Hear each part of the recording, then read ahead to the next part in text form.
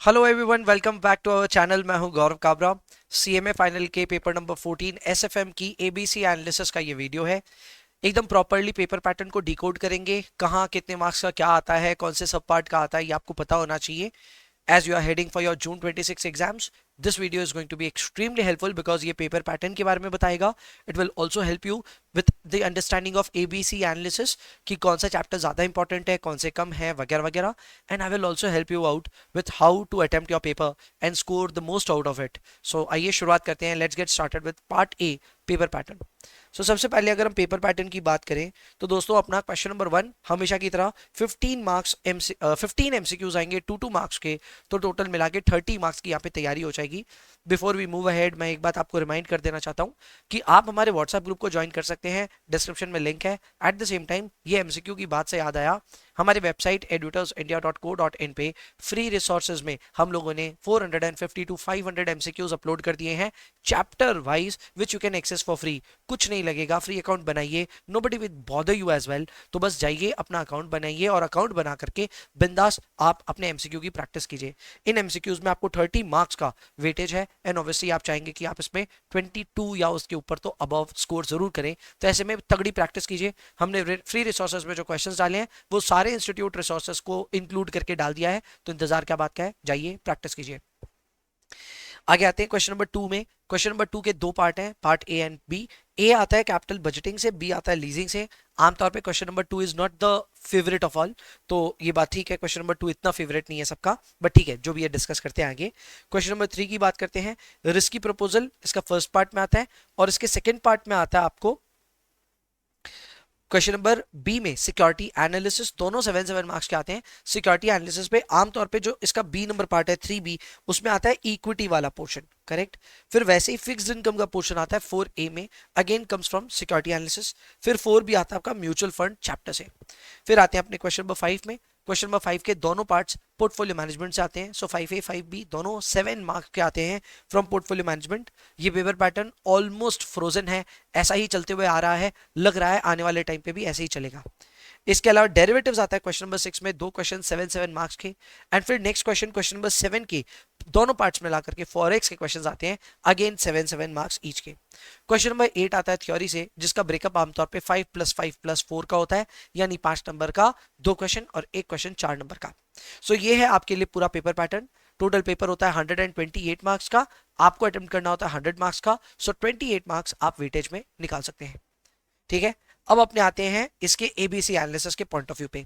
ABC analysis सबसे critical part होता है. यहाँ पे आपको पता चलता है कि कौन से चैप्टर में कम मेहनत करके आप ज्यादा मार्क्स उठा सकते हैं. तो यहाँ पे आपके पास में आता है कैटेगरी ए में question number 1, 3, 4 and 5. Question number 1 obviously MCQs है. क्वेश्चन नंबर 3 की अगर हम बात करें तो यहाँ आता है रिस्की प्रपोजल एंड उसके साथ में आता है सिक्योरिटी एनालिसिस का इक्विटी वाला पोर्शन. सो ये क्वेश्चन नंबर 1 इंपॉर्टेंट है, 3 इंपॉर्टेंट है. फिर आता है क्वेश्चन नंबर 4. ये आता है आमतौर पर फिक्स्ड इनकम के सिक्योरिटी एनालिसिस वाले पोर्शन से. ज्यादातर इंस्टीट्यूट कन्वर्टिबल्स ही पूछता था. लास्ट टर्म इन्होंने ड्यूरेशन का भी एक सवाल पूछा था, बट हाँ इजी ही होता है. एंड ऑब्वियसली क्वेश्चन नंबर 4 भी आता है म्यूचुअल फंड से, which is again very very easy. Question number 5 आता है पूरा पूरा पोर्टफोलियो मैनेजमेंट से. सो दोनों क्वेश्चंस मिला करके आपके लिए एक तगड़ी अपॉर्चुनिटी रहती है टू स्कोर मार्क्स. तो देखा जाए तो कैटेगरी ए में हमने 72 मार्क्स को इंक्लूड किया है, जिसमें टोटल मिला करके आपके सामने आते हैं 4 क्वेश्चंस. क्वेश्चन नंबर 1 तो आता ही है, बाद बाकी 3, 4 और 5 भी आता है. फिर आते हैं अपने कैटेगरी बी में. कैटेगरी बी की अगर हम बात करें तो यहाँ पे आते हैं 3 क्वेश्चंस. क्वेश्चन नंबर 2 पूरा आता है, जिसमें आता है capital budgeting and leasing. Question number 6 का एक क्वेश्चन, 7 का एक क्वेश्चन.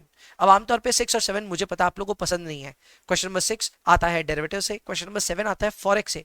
सो ऐसे में कैपिटल अगर हम बात करें, मैं कैपिटल बजटिंग निकल रहा था मुंह से, नहीं, बट अगर हम बात करते हैं अबाउट डेरिवेटिव्स एंड फॉरेक्स, तो आमतौर पे ऐसा देखा गया है कि डेरिवेटिव्स का एक क्वेश्चन इजी आता है, एक क्वेश्चन हार्ड आता है. सिमिलरली फॉरेक्स का एक क्वेश्चन इजी आता है, एक क्वेश्चन हार्ड आता है. अगर हम उसी चीज को एक्स्ट्रापोलेट करते हैं on June 26 exams as well, तो मुझे भी लगता है कि इस बार भी वैसा ही होना चाहिए. एक क्वेश्चन इजी आएगा, एक क्वेश्चन टफ आएगा. तो मैंने क्या किया, क्वेश्चन नंबर 6 और 7 में दोनों में स्टार लगा दिया और दोनों को कैटेगरी बी और सी दोनों में इंक्लूड किया. इसका मतलब आई एम अज्यूमिंग कि एक क्वेश्चन 6 का इजी आएगा तो उसको कैटेगरी बी में डाल रहे हैं और एक हार्ड आएगा तो सी में डाल रहे हैं. सिमिलरली 7 में भी यही काम होगा. तो सब मिलाकर के 28 मार्क्स का आपका वेटेज हो जाता है फॉर कैटेगरी नंबर बी. पूरा 14 मार्क्स मिलता है because of involvement of question number 2 here, and 6 और 7 का 7 मार्क्स दोनों को जोड़ा तो दोनों मिलाकर के 14 नंबर यहाँ पे भी। सो टोटल 28 मार्क्स का यहाँ पे वेटेज है। कैटेगरी सी में भी 28 मार्क्स का वेटेज है। क्वेश्चन नंबर 6 और 7 का एक एक क्वेश्चन तो है ही, बाद बाकी क्वेश्चन नंबर 8 जो कि आता है एसएफएम थ्योरी से, ये भी यहाँ पे इंक्लूडेड है। एसएफएम की theory is one of the worst theories that you can study. इसकी रिटर्न ऑन इन्वेस्टमेंट बहुत खराब है। आप बहुत ज्यादा पढ़ोगे, बहुत ज्यादा रटोगे, आएगा कुछ भी नहीं। ऐसे में क्वेश्चन नंबर 8 आमतौर पे वो क्वेश्चन होता है जिसको मैं स्टूडेंट्स को कहता हूं भाई इससे बच के रहना, इसको अटेम्प्ट मत करना। पर भाई मरता क्या ना करता। आपका अगर पेपर में कुछ छूट रहा है और आपको लग रहा है कि थ्योरी अटेम्प्ट कर लूंगा तो शायद अटेम्प्ट हो जाएगा मेरा पूरा, तो आप अटेम्प्ट करना भी चाहेंगे। पर मेरी बात सुन लीजिए, थ्योरी में अगर आपकी परफॉर्मेंस अच्छी नहीं है, थ्योरी अगर आप अच्छे से नहीं लिखे हो, सजेस्टेड आंसर से आपका आंसर मैच ही नहीं करता है, तो आपको कुछ नहीं मिलने वाला। तो थ्योरी अटेम्प्ट करने वालों, आपको मैं सिर्फ सिंपैथी दे सकता हूं, एम्पैथी नहीं, ठीक है। सो ये था आपके लिए कैटेगरी ए, बी एंड सी। अब अपने आते हैं अंत में 60-40 स्ट्रैटेजी पे। बस 60-40 स्ट्रैटेजी क्या है? ये वो स्ट्रैटेजी है जो आपको बताती है कि पेपर को कैसे अटेम्प्ट करना है। ये वो स्ट्रैटेजी है जो आपको बताती है कि out of 180 minutes into the examination, first 90 minutes में भी आप 40 से 50 मार्क्स इंश्योर कर सकते हो आपको आए। कैसे आएगा? आसान है। फर्स्ट 90 मिनट्स में आपको सिर्फ इतना करना है कि आप क्वेश्चन नंबर 1 पूरा अटेम्प्ट करें, यानी एमसीक्यूज को अटेम्प्ट करें। एंड अटेम्प्ट करते वक्त अगर आपका प्रैक्टिस अच्छा है तो ट्राई टू स्कोर 22 और more from question number 1 itself. अब इसको अटेम्प्ट करने में ज्यादा टाइम भी नहीं लगेगा और इसको आपको डिस्क्रिप्टिवली अपनी शीट में करना भी नहीं है। इसकी तो शीट आएगी तो शीट को भरना है, तो शीट को भर लीजिएगा, ज्यादा समय नहीं लगेगा, क्वेश्चन नंबर 1 हो जाएगा। फिर आपको उसी 90 मिनट्स के टाइम फ्रेम में 4 ऐसे सब पार्ट्स को अटेम्प्ट करना है। सब पार्ट्स का मतलब ए एक पार्ट होता है, बी एक पार्ट होता है, तो आपको 4 ऐसे सब पार्ट्स को अटेम्प्ट करना है जो आपको देख के लग रहा है कि आपसे बन जाएगा। आपने ऑब्वियसली क्लास में बहुत मेहनत करी, आपने स्कैनर भी किया, हमने क्वेश्चन बैंक दी, वो करा, तो इतना सब करने के बाद में आपकी प्रैक्टिस अगर बहुत अच्छी है तो जाहिर सी बात है सवाल देख करके, पेपर देख करके आपको लगेगा कि हाँ ये मेरे से बन जाएगा, ये मेरे से बन जाएगा, ये मेरे से बन जाएगा। तो आपको ऐसे सिर्फ 4 क्वेश्चंस आइडेंटिफाई करने हैं out of 14 questions. Total exam में 14 क्वेश्चन आते हैं, तो 14 में से सिर्फ 4 क्वेश्चन को आइडेंटिफाई कीजिए जो आपसे बन जाएंगे। इन चारों क्वेश्चन में आपको 7 आउट ऑफ 7 लाने की स्पिरिट रखनी है। नो आई अंडरस्टैंड, गलती तो किसी से भी हो सकती है।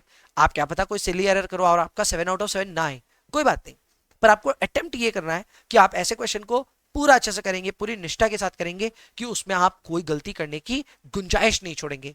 आपका 7 आउट ऑफ 7 यहाँ पे आएगा तो आप यहाँ पे 28 मार्क्स स्कोर कर सकते हैं, and that will ease the entire game for you. आप यहाँ पे 22 मार्क्स अगर एमसीक्यू में स्कोर कर रहे होंगे एंड 28 मार्क्स अगर आप सिर्फ 4 क्वेश्चन अटेम्प्ट करके स्कोर कर लेते हैं, तो आप यहाँ पे 40 से 50 तो डेफिनेटली अटेम्प्ट कर लेंगे। अगर आपके एमसीक्यू ज्यादा करेक्ट है तो आप 50 से भी ज्यादा स्कोर कर सकते हैं।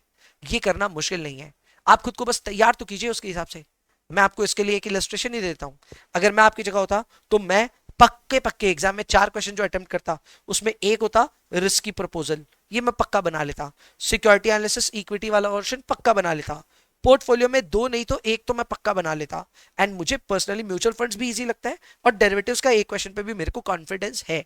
तो मैं तो 5 क्वेश्चन आपको आइडेंटिफाई करवाया, ये 5 में से 4 तो पक्के ही बन जाते मेरे से, एंड ये 7 आउट ऑफ 7 के कॉन्फिडेंस के साथ बोल रहा हूं। अगर इसके बावजूद भी आपको लगता है कि नहीं यार मेरे पास अपॉर्चुनिटी नहीं है, तो आप और भी क्वेश्चंस की तरफ देख सकते हैं एंड चेक कर सकते हैं क्या आप वहां पे 7 आउट ऑफ 7 स्कोर कर सकते हैं क्या। जहां तक मेरी बात है, मुझे लगता है मैं कर सकता था, तो आप ये देखिएगा कि आप 7 आउट ऑफ 7 स्कोर कर सकते हैं क्या। If you can actually get 40 to 50 marks very easily in the first 90 minutes.